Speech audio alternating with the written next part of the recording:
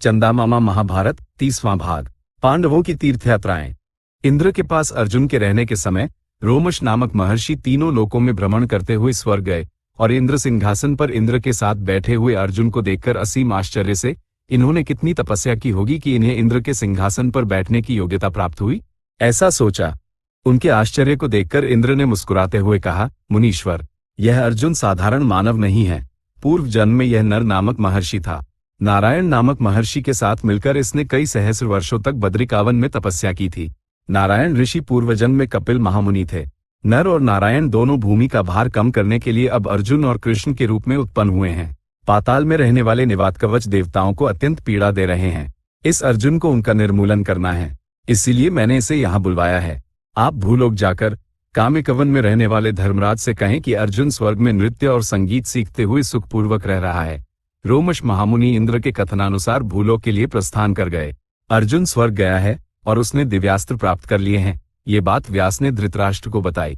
तत्काल धृतराष्ट्र ने संजय को बुलाकर कहा, सुना तुमने संजय, अर्जुन ने स्वर्ग जाकर दिव्यास्त्र प्राप्त कर लिए हैं। दुर्योधन की दुर्बुद्धि के कारण कैसा बड़ा संकट उत्पन्न हो गया है देखो। हाँ, प्रजा कैसी विपत्तियों को भोगेगी। धर्मराज और अर्जुन मिलकर तीनों लोकों को जीत सकते हैं। मेरे पुत्रों का विनाश निश्चित हो गया है, ऐसा कहकर उन्होंने शोक किया। इसमें कुछ भी असत्य नहीं है। द्रौपदी को सभा में खींचकर लाकर यदि सर्वथा अपमानित करेंगे तो पांडवों को आपके पुत्रों पर प्रतिशोध की भावना क्यों नहीं होगी? संजय ने कहा। अर्जुन के लौटकर आने तक तीर्थयात्राएं करने के लिए धौम्य ने धर्मराज से कहा। धर्मराज अपने भाइयों द्रौपदी और ब्राह्मण समूह को साथ लेकर भ्रमण करते हुए तीर्थयात्राएं करने के विचार में थे। तभी उनके पास रोमश आए और बोले, मैं इंद्र की सभा सुधर्मा में गया था। सिंहासन पर आपका अर्जुन इंद्र के साथ बैठा हुआ है। मुझे बहुत आश्चर्य हुआ। अर्जुन सुखपूर्वक है, ये बात इंद्र ने आपसे कहने को कहा है, इसीलिए मैं आया हूँ। अर्जुन को इंद्र ने कई दिव्यास्त्र दिए हैं। वर्तमान में वह चित्रसेन नामक गंधर्व के पास नृत्य और संगीत सीख रहा है। इंद्र ने आपको तीर्थयात्राएं करने को कहा है। मैंने पूर्व में 2 बार तीर्थयात्राएं की हैं, पुनः तीसरी बार आपके साथ आऊंगा, उन्होंने कहा। धर्मराज को बहुत आनंद हुआ। अर्जुन जिस कार्य के लिए गया था वह अनुकूल रूप से सिद्ध हुआ। जो तीर्थयात्राएं वह करना चाहते थे वही करने का संदेश इंद्र ने भेजा।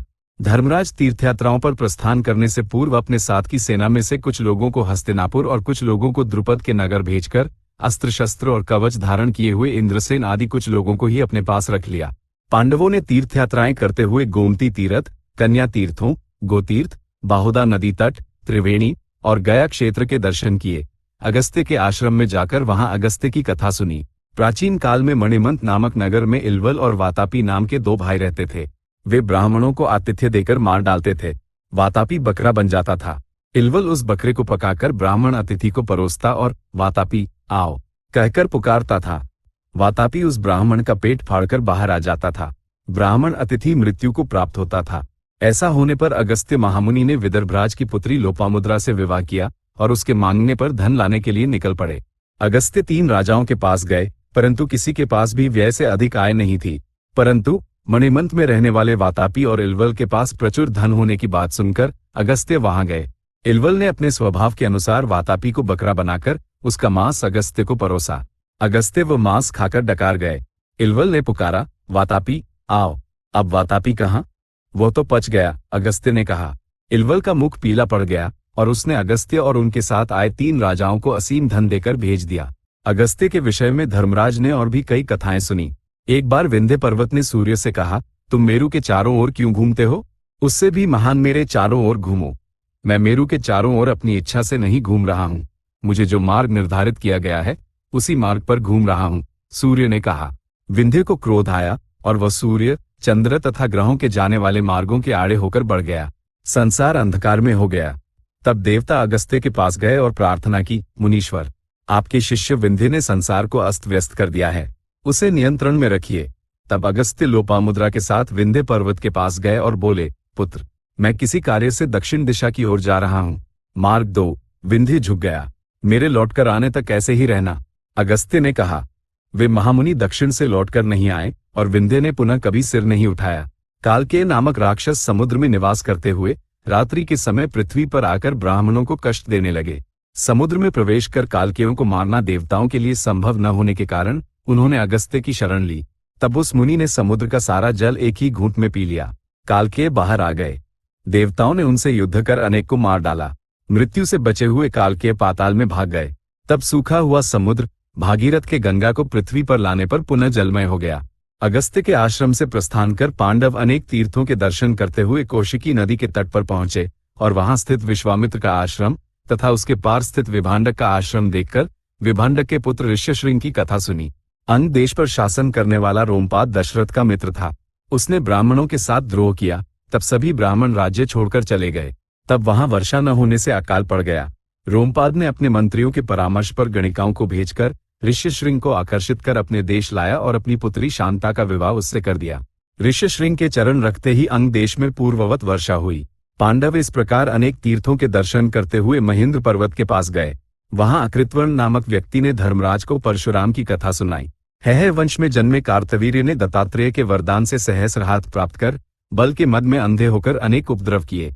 एक दिन वह कार्तवीर्य परशुराम के पिता जमदग्नि के आश्रम में आया और आश्रम को नष्ट कर होमधेनु को पकड़ ले गया। परशुराम ने आश्रम लौटते ही यह बात सुनी और कार्तवीर्य से युद्ध कर उसे मार डाला। उसके पश्चात कार्तवीर्य के पुत्र आए और आश्रम में एकाकी रहे जमदग्नि का गला काटकर चले गए। तब परशुराम ने प्रतिशोध लेकर 21 बार संपूर्ण पृथ्वी पर भ्रमण कर दृष्टिगोचर होने वाले प्रत्येक क्षत्रिय को मार डाला। पांडव जब प्रभास तीरथ पहुंचे तब ये समाचार जानकर बलराम, कृष्ण, प्रद्युम्न, सात्यकी और अनिरुद्ध आदि यादव उनसे मिलने आए। धर्मराज युद्ध में सभी कौरवों को मारकर राज्य प्राप्त करेंगे, ऐसा कहकर यादवों ने पांडवों को धैर्य बंधाया। यादवों के द्वारका लौट जाने के पश्चात पांडवों ने तीर्थयात्राएं निरंतर रखी। वे अंततः गंधमादन पर्वत पहुंचे और वहां अर्जुन के आने की प्रतीक्षा करने का निर्णय लिया। वह अत्यंत पवित्र स्थान है, सभी पुण्य स्थलों में महान है। वहां पांडवों ने नरकासुर की अस्थियों का ढेर देखा। वे गंधमादन पर्वत पहुंचने ही वाले थे कि भयंकर वायु उत्पन्न हुई। उससे धूल उड़कर सर्वत्र अंधकार छा गया।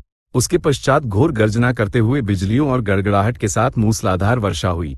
अपनी रक्षा करने के लिए वे सब अलग अलग दिशाओं में बिखर गए।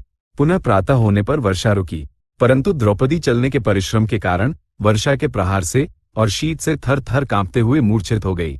वो पत्थरों पर न गिरे, इसके लिए नकुल ने उसे पकड़ लिया और धर्मराज को पुकारा।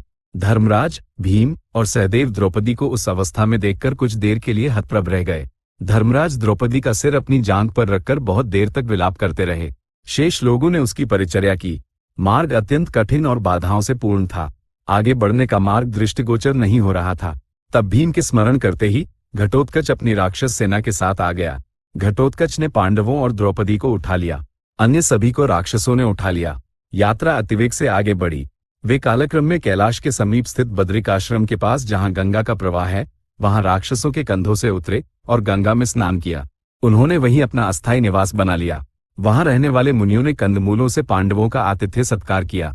उनके वहां 6 दिन रहने के पश्चात उन्हें वायु के साथ एक दिव्य सुगंध अनुभव हुई। तभी पांडवों के मध्य एक अपूर्व पुष्प गिरा। वो सहस्र पंखुड़ियों वाला लाल कमल था।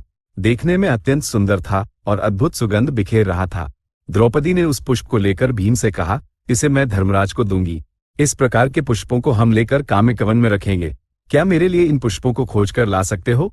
भीम उसकी इच्छा पूर्ण करने के उद्देश्य से धनुष और बाणों का तरकश लेकर जिस दिशा से सौगंधिक पुष्प आया था उसी दिशा में निकल पड़ा। कोयलों के गान, भ्रमरों की गुंजार और झरनों के कल कल नाद सुनते हुए, द्रौपदी का स्मरण करते हुए, मार्ग में बाधा बने वृक्षों को तोड़ते हुए, लताओं को छिन्न भिन्न करते हुए, मध्य मध्य में वन को कंपा देने वाले सिंहनाद करते हुए वह बहुत दूर चला गया। एक स्थान पर अनंत कदलीवन आया। उन केले के वृक्षों को धकेलते हुए भीम ने पुनः सिंहनाद किया। उससे भयभीत होकर जल पक्षियों का समूह आकाश में उड़ गया। उन पक्षियों को देखकर उस दिशा में जल है ऐसा मानकर भीम उस दिशा में गया और एक सरोवर के पास पहुंचा। भीम ने उस सरोवर के शीतल जल में स्नान किया और पुनः कदलीवन के मार्ग पर निकलकर कुछ दूर जाकर अपनी भुजाएं ठोककर एक और बार सिंहनाद किया। उसी कदलीवन में स्थित हनुमान ने वह सिंहनाद करने वाला भीम है ये जानकर भीम को देखने का अवसर मिलने पर प्रसन्न होकर भीम के आने वाले मार्ग पर आड़े लेटकर अपनी पूंछ को ध्वज के समान ऊपर उठाकर दिशाएं गूंज उठे इस प्रकार एक बार भूमि पर प्रहार किया। वो ध्वनि सुनकर भीम हनुमान के रहने वाले स्थान पर आया। चंदामामा महाभारत 30वां भाग संपूर्ण। अधुना स्वस्ति।